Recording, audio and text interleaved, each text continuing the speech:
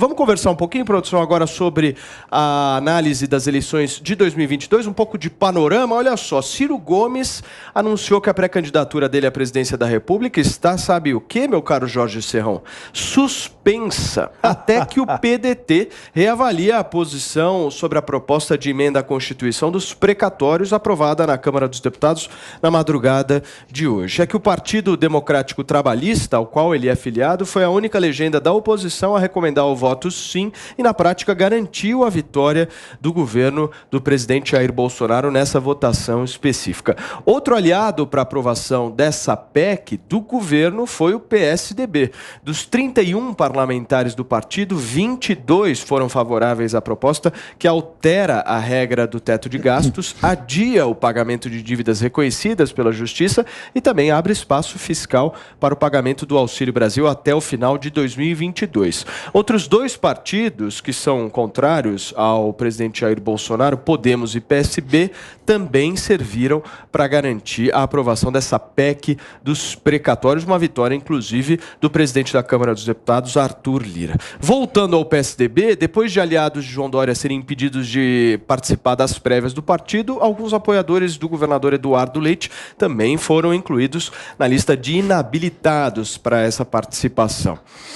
Nós estamos também agora de volta para você que nos acompanha no rádio. É um prazer enorme ter você com a gente até às 6 horas da tarde, ao vivo, aqui no nosso 3 em 1 na Jovem Pan News. Nós estamos aqui conversando, trazendo um pouco de panorama aqui do cenário eleitoral para 2022. Falamos aqui da votação da PEC dos precatórios. E tem um outro tema também, gente, o inquérito do Tribunal Superior Eleitoral que apura taxa ao atual sistema de apuração dos votos pode levar à inelegibilidade do presidente Jair Bolsonaro em 2022. E para fechar todos esses burburinhos aqui, surge a possibilidade de ser criada uma aliança, meu caro Fábio Piperno, sabe entre quem? O ex-presidente Luiz Inácio Lula da Silva e Rodrigo Constantino, o ex-governador de São Paulo, Geraldo Alckmin. Eu quero discutir um pouco isso, porque essa notícia é no mínimo, surpresa ou não, Consta? Que susto que eu levei quando você falou do ex-presidente Lula e Rodrigo Constantino. Eu levei um susto danado, né? Falei, não, só se eu enlouqueci, né? Olha, vamos começar por essa parte, Paulo. O Geraldo Alckmin, o maior erro político da vida dele, na minha opinião, foi quando ele era um candidato até competitivo e virou um outdoor ambulante de logos de empresas estatais, porque foi acusado de privatista. Ali ele mostrou ser uma espécie de geleia, não ter firmeza na defesa de suas convicções e, para mim, politicamente, ele morreu ali. Né? Alguém que, até onde eu sei, foi honesto na gestão pública, era um cara sério e nem foi incompetente na gestão, mas ali politicamente ele morreu. Então, se ele cometer esse segundo erro, maior erro e muito maior, né, acabou de vez, né? Geraldo Alckmin com o PT e com o Lula, meu Deus. Sobre Ciro Gomes, tá jogando para a plateia, né? Suspendeu a pré-candidatura por causa do partido que votou contra a sua indicação. Isso é jogar para a plateia, não é nada. É mais uma não notícia. Agora, sobre a decisão em si do precatório, isso é um grande dilema. Eu estou um pouco espantado, confesso, de ver a forma tão simplista e simplória, por que não dizer, que muitos estão tratando esse assunto. Eis que Gleisi Hoffmann, Freixo e companhia viraram os grandes guardiões do teto de gastos e Paulo Guedes virou o grande populista e responsável. É óbvio que não é isso que está acontecendo. Existe aí um dilema, existe um problema real, a pandemia, que parece que muitos esqueceram, né? O lockdown e que jogou milhões na miséria. Então tem que lidar com isso de forma realista. Não é uma coisa que dá para apontar o dedo e dizer se você foi contra, você é isso, se você foi a favor, você é aquilo. Não é assim que se trata um assunto tão sério desse, né? Eu acho que há motivos legítimos para liberais ficarem incomodados com a aprovação da PEC e também há motivos, sim, para que liberais possam compreender as circunstâncias e o momento em que o país vive. Então o debate está longe, ou deveria estar longe, desse tipo de slogan populista que alguns estão usando. Piperno, eu li o seu Twitter hoje e no Twitter você disse que o Ciro Gomes, com esse posicionamento, foi alguém digno. Por que você acha isso? Eu acho que o que o Ciro Gomes tem que fazer é sair do partido. Porque é o seguinte, o PDT, ele é uma legenda de tamanho médio, tem sempre aí 20 e poucos, 30 parlamentares, e o PDT até para engordar um pouco mais essa bancada, ele depende de ter um presidenciável minimamente competitivo. Se o cara faz 10%, 12%, para o tamanho da legenda, isso possibilita que muitos peguem carona, né, desse tamanho aí que o candidato à presidência tem e acabem renovando seus mandatos, enfim, elege lá essas 2, 3 dezenas aí de parlamentares. O Ciro Gomes é a maior expressão do partido, que não quer dizer que ele seja o político mais importante do país, não se trata disso. Mas vários deputados dependem do êxito, pelo menos relativo, aí de Ciro Gomes na campanha, para poder continuar, né, enfim, renovando seus mandatos. Então, já que o partido votou contra, majoritariamente votou contra, e, aliás, o partido tem que, inclusive, tomar também uma atitude contra o presidente Carlos Lupe. Quer dizer, o partido vota contra.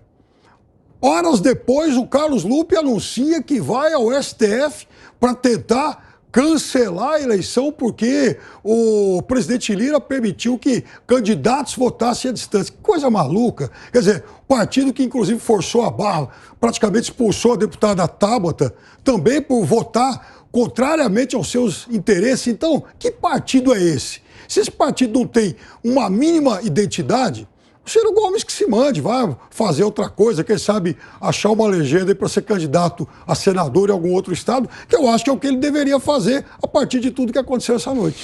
Nós estamos ao vivo aqui com o nosso 3 em 1 na Jovem Pan News e agora são 5 horas e 44 minutos. Muito bem, vamos continuar discutindo justamente todo esse cenário eleitoral de 2022, algumas falas, algumas movimentações, mas essa do Alckmin com o Lula, essa é uma que eu quero ouvir a sua opinião, Serrão. Olha, essa daí é a combinação explosiva do século. É absolutamente inacreditável essa tal composição. Muito pouco provável até de acontecer.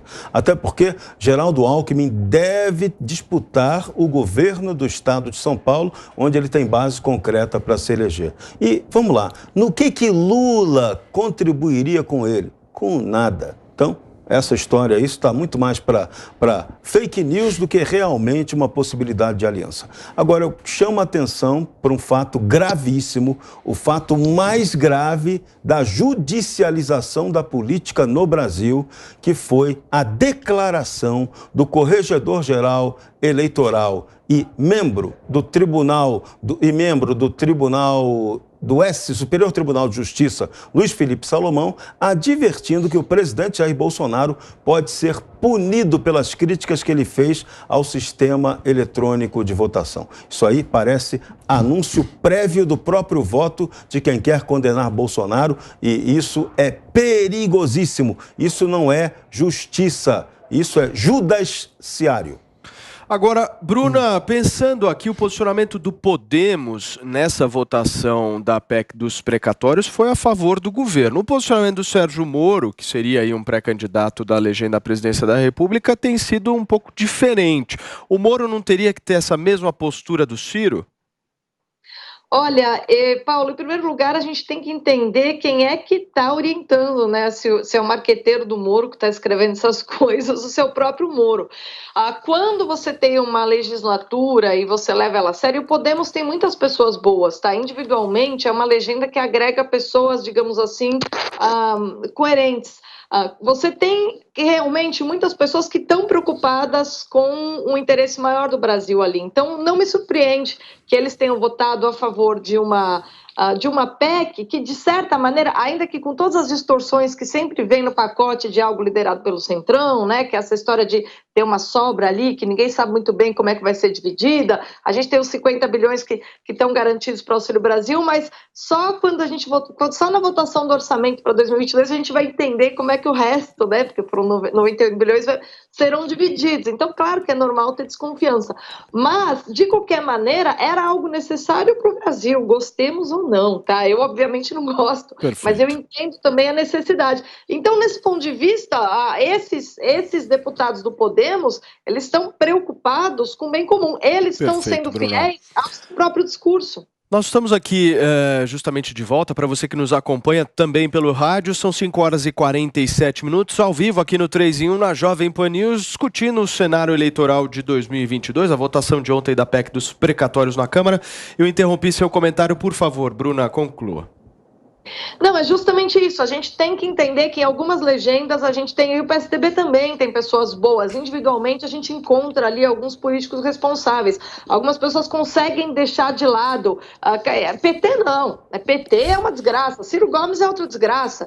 Se essa PEC viesse de um governo do qual ele fosse aliado, ele não estaria fazendo essa palhaçada. Ele fez isso porque ele vê o Bolsonaro como um adversário. Agora, o que seria interessante ele lembrar, né, e ele foi um tiro no pé o que o Ciro Gomes fez, porque o PSB e o PDT condicionaram seu apoio a justamente o parcelamento da dívida do Fundef. Essa foi a briga com o Arthur Lira, e o Arthur Lira deu um jeitinho de se pagar o Fundef. Qual foi a promessa do Lira? A gente paga 40% em 2022 e 30 e 30 em 23 e 24, tá? A gente não vai deixar de lado isso aí. Então, foi por causa desta concessão do Arthur Lira ao Fundef, que era o grande ponto importante para o Nordeste, que a gente teve aí PSB e PDT votando a favor, tá? Então, assim, eles acabaram correspondendo à base.